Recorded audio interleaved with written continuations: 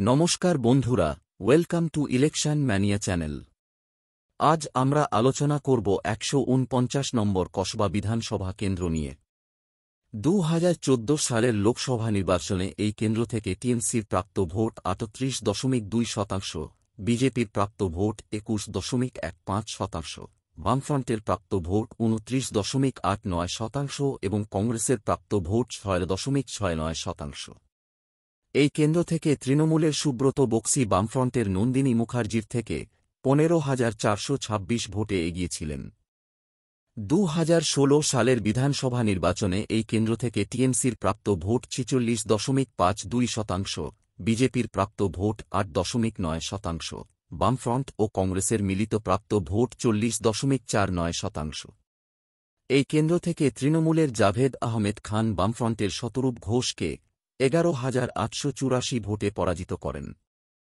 ২০১৯ সালের লোকসভা নির্বাচনে এই কেন্দ্র থেকে টিএমসির প্রাপ্ত ভোট ৪৮.৪৯%, বিজেপির প্রাপ্ত ভোট ৩১.৪৪%, বামফ্রন্টের প্রাপ্ত ভোট ১৪.৫৯% এবং কংগ্রেসের প্রাপ্ত ভোট ২.৮৪%। এই কেন্দ্র থেকে তৃণমূলের মালা রায় বিজেপির চন্দ্রকুমার বোসের থেকে ৩৪,৬৪১ ভোটে এগিয়েছিলেন।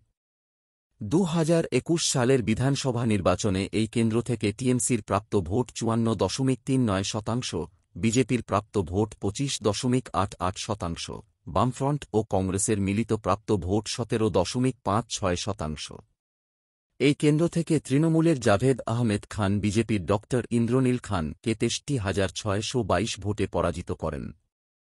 ২০২১ সালের লোকসভা নির্বাচনে এই কেন্দ্র থেকে টিএমসির প্রাপ্ত ভোট ৫২.৫৮%, বিজেপির প্রাপ্ত ভোট ৩১.৭৭%, বামফ্রন্ট ও কংগ্রেসের মিলিত প্রাপ্ত ভোট ১৩.১৬%। এই কেন্দ্র থেকে তৃণমূলের মালা রায় বিজেপির দেবশ্রী চৌধুরীর থেকে ৪৬,৮৫০ ভোটে এগিয়েছিলেন। ১৪৯ নম্বর কসবা বিধানসভা কেন্দ্র। ২০২৬-এর বিধানসভা নির্বাচনে এই কেন্দ্র থেকে সম্ভাব্য বিজয়ী কে হতে চলেছে? এই কেন্দ্রের মোট ভোটার ২,৮১,১২৬। এই কেন্দ্র থেকে টিএমসির সম্ভাব্য প্রাপ্য ভোট ১,২৯,০০০ এবং বিজেপির সম্ভাব্য প্রাপ্য ভোট ১,৩০,৩৮৬। ১৪৯ নম্বর কসবা বিধানসভা কেন্দ্র। ২০২৬-এর বিধানসভা নির্বাচনে এই কেন্দ্র থেকে সম্ভাব্য বিজয়ী হতে চলেছে। সম্ভবত এই কেন্দ্রে ফটো ফিনিশ হতে চলেছে। এখন পর্যন্ত আলোচিত ২৬টি কেন্দ্রের ফলাফল।